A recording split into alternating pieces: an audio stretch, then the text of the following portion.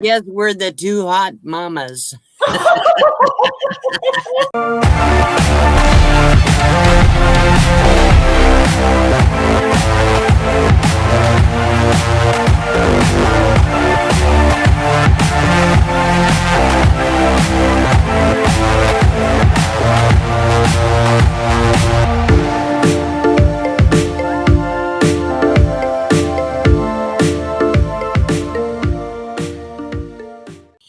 You know, men think they shouldn't express emotion. I'm very proud of him for not being ashamed to feel and let it Exactly. show. Because I think more men should be told it's okay to feel. You know, when we were growing up, my brother was told men don't cry, okay? And so he always grew up saying, I don't cry. I never cry. You know, he never, I mean, even today, he can't cry. He can't let out his feelings and emotions. I think men are stifled in that way. A lot of men, not all, but today, I think young men seem to be more emotional than they used to be. So I think that's good. It's healthy. We're both single, you know, but you know why? I won't settle for less than I have high expectations, very high expectations, and I don't want to give very much. Well, that's bad, I know, but Gotta that's, be honest. I mean, the truth is, I've been there, done that a few times. And no, don't ask. What I really want is a companion, a friend Yeah. that travels with me. And, you know, we, I don't know. That's where I don't want a husband. I sure don't want a sleep partner Well, the anymore. husband part, I always think is like the part the bosses you around. You know what I mean? Yeah. Like, I absolutely like you. I want a best friend. I want someone to enjoy everything with, but I'm not gonna lie, I still miss having sex. Like, it's been years, Dee. Okay, but you know what? I'm 68 years old and I've had all that. And it's not that I don't want closeness. I want touching, hugging, feeling, kissing, all that stuff. I just don't need. Usually, with sex comes also a lot of baggage. Okay, a lot True. of emotional crap with it. So it's not just a physical thing. It's not Yeah. that I'm adverse to that, but I don't want all the baggage that goes with it. I don't want a man tell me how I should be or whatever. My last husband expect me to dress just so, wear all makeup. If I ever showed you some pictures of the way I dressed, decked out to go dancing, I mean, I'll be honest with you, I looked pretty hot. back in the day, I can't believe I'm talking to you about this, but truthfully, I did. I looked pretty good. When I got married to him, I was thin. I was weighed about and I was wearing a size 4. Okay, I don't size. even know if I've ever known that number. I never did before, but when I met him, he expected me to be thin. Okay, that's expectations. He supposedly loved me when he met me. Then he wanted to change me. Okay, so Yeah. then I had to lose weight. Never was really heavy, but I mean, I was up to like 160 pounds in those days.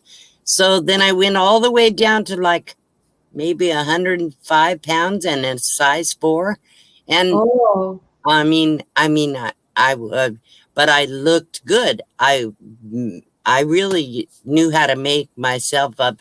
We used to go dancing to a dance club, swing dancing, swing, you know, where you're spinning around and all over, literally. Yeah. Gosh, I wish I had some of that video stuff that we took. You know And what? You don't need the video, Dee. You need to continue living it. I can't do You it. know, you get onto YouTube and everything becomes about recording and videoing and pictures. And you know what? Try swing dancing all by yourself.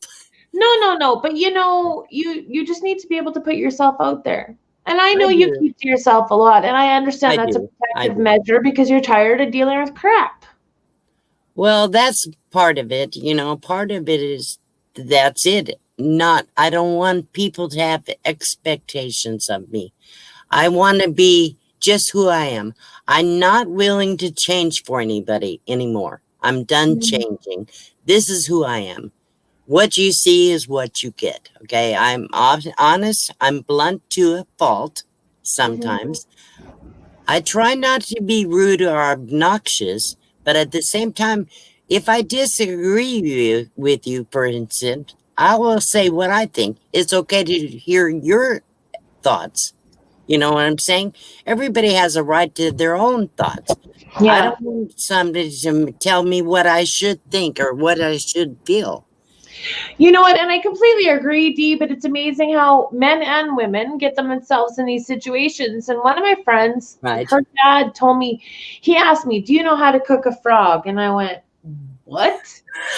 I'm not eating a frog. Like, what are you talking about?" He goes, "No, do you know how to cook a frog?" And I said, he goes, "Well, you can't just throw the frog in the pot of water. It's going to hop out. So you want to make sure it's really comfortable, kind of jacuzzi like. And you put the frog in, and he's chilling, and all is well. And you just turn up the temperature just a little bit, and the pin bubbles start popping through, right?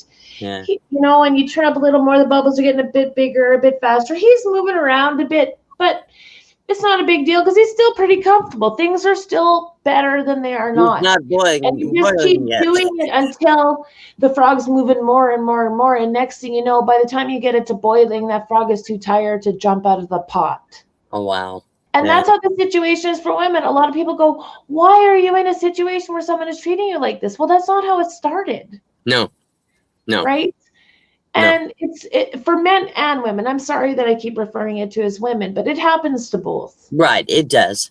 It And does. that's exactly how it happens. Yeah.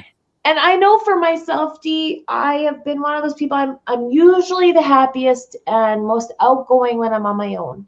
And Right. then when I'm with someone, I get self-conscious. Right. I instantly feel like I'm not enough. And it's not Right. them. It is me. It is a me issue. I agree. And then To a I point. I become someone that I don't want to be. Exactly. That's the whole thing is I am who I am. I don't want to change.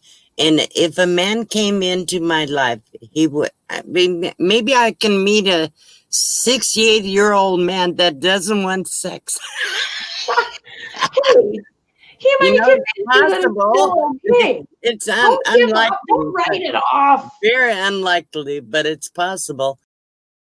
All of our cars were called Old Betsy because we always had a broken down car, piece of crap, station wagon with 7 people in it. We piled the boxes and didn't have luggage racks and all that crap in those days. We Yeah. piled all the boxes and tied a rope through the windows and to secure everything. Mom took everything we owned and put it on the bottom in the back of the station wagon, piled it as high as she could so all of four of us kids could lay on top of that as a bed. Mm-hmm. It's crazy. I remember laying across the back seats with my sister, and we'd have our heads each at a door. And then, if it was a night with beautiful stars, it was the best place to be in the whole world.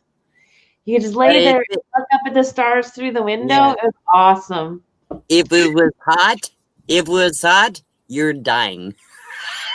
Do you ever remember those winter jackets that in the collar it unfolded this really thin kind of Yeah, hood? windbreaker.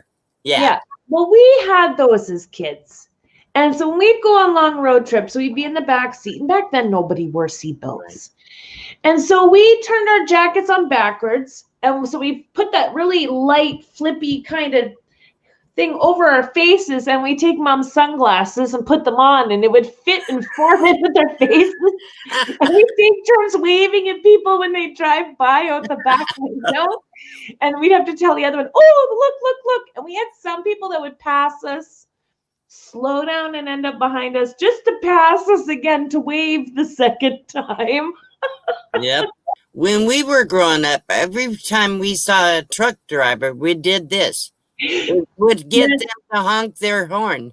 And Yep. truck drivers don't do that very much anymore. Not anymore. Sometimes, but used to be every truck driver knew that was a sign to give a child a thrill. And My dad was a truck driver, so we'd be with him when he'd do that for others, and we always did that. And when I was a kid, people always hung back, but now, yeah, it's just changed.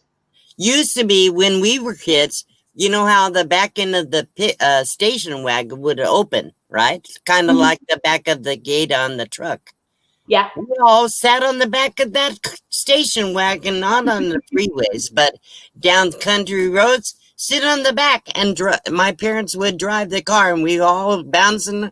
We're lucky we didn't end up in a ditch somewhere. There's a story I'll tell you. I'm really telling my age. Back in probably the 60s, no, 70s, in the 70s, I had a friend that had a midwife, and she's due to have the baby, and the midwife came into the house while she's ready to give birth, and the midwife didn't have anybody to help her, and the baby was having trouble. And I had to go in and actually help her turn that baby in her stomach, and watch. I was participating in the birth of that child. Was such an amazing thing. Scary to me, but yeah, I've done some wild stuff in my life, people. I have lived a life. I was a foster parent for almost 5 years. You name jobs I've done, and I've dug ditch. You know, my dad always said, my dad was not the perfect example for a parent, but one thing he did say, and he instilled it in every one of us kids. There are 5 of us. No one has ever gone hungry because they wouldn't work, okay? My dad said, if you have dig ditches to feed your family, then you dig ditches. I agree. My mother always said there's no excuse for being dirty because water is free. Of course, not everywhere nowadays, but pretty much if you're anywhere near any water source, there's no excuse for being filthy, okay? And I mean, literally. So, yeah, but my dad also said, I was never fired from a job in all those years. I worked 2 and 3 jobs raising my kids. I was never fired from a job. The reason is I remember what my dad always said. You take what you can get until you get what you want. You may have to take a minimum wage job, or you may have to work in the fields till you get a real job, okay? But that's what I learned is I never was without a job because I never got fired, because I never went to another, quit a job till I had another one to go to. Me too. My mom always said, it doesn't matter what job you have, you can always be replaced, so you better put your best work in. It always irritated me for people that said, well, I can't get a job. But the reason they couldn't get a job in those days is because they were not willing to take a lesser job, okay? Yeah. So, yeah, if you're used to making $30 an hour, sure, that's great. But if you can't make $30 an hour, a $5 an hour job will put food on the table. Yes. It will. Unfortunately, I think we were raised in a different generation back then, because these days, kids really don't really learn how to be survivors. That's because we now, my generation, give them overprotect everything. Give them everything. I did a lot of the compensating because I was a single mom. Right. I did too. I swore my kids would never do without like we did. Okay. So guess what? I overcompensated. I gave them too much. And because of that, they weren't responsible. We have no choice but to learn from our lives. Right. And the lives of others if we're willing to listen to other people, right? That's right. Well, I never knew that when I was young.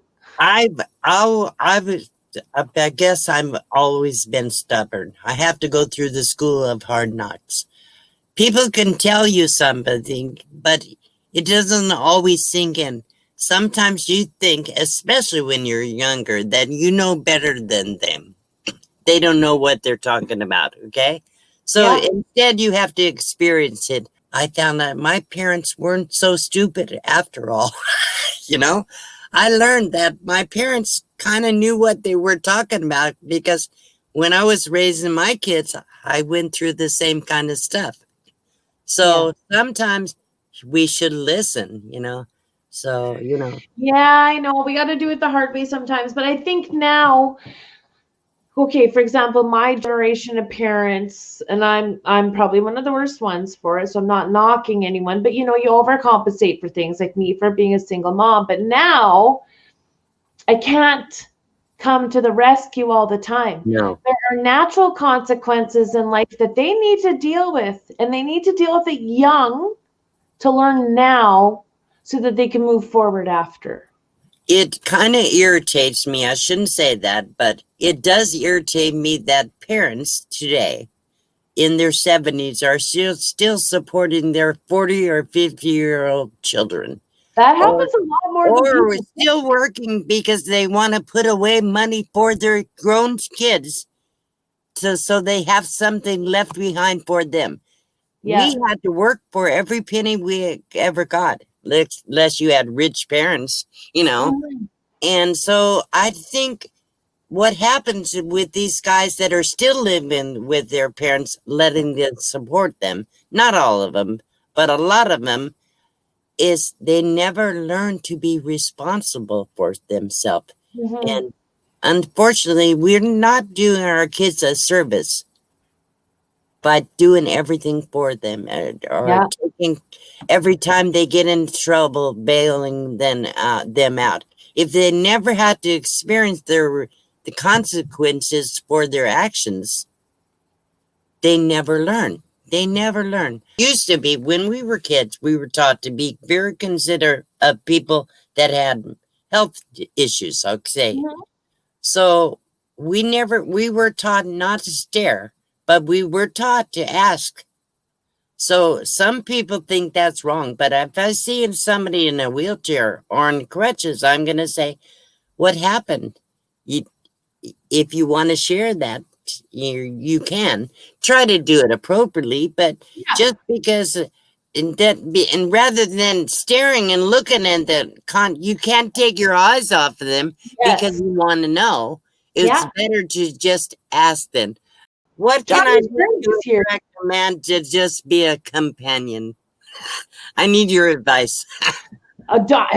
D. I've been alone for years. But you're so I pretty. can't give You're any so advice. pretty and you're adorable and God. I appreciate that, but I've spent more of my life alone than with someone. Yeah. I just really want to thank you for coming and spending this time with me. It meant a lot, and it was a lot of fun. It was, and I had enjoyed it.